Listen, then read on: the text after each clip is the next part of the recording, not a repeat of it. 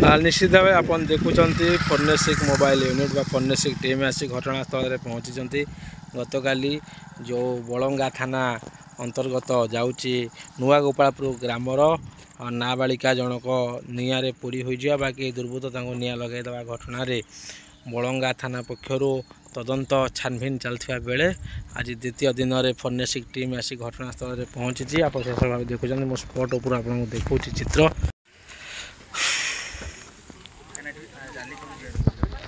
गतकाली जो स्थान गुड़िक मार्किंग करा जाइथिला से स्थान किसी बर्तमान सैंपल निया जाउजी एवं ता परीक्षण करा जिवा नै प्रक्रिया करण बर्तमान आरंभ होईछि।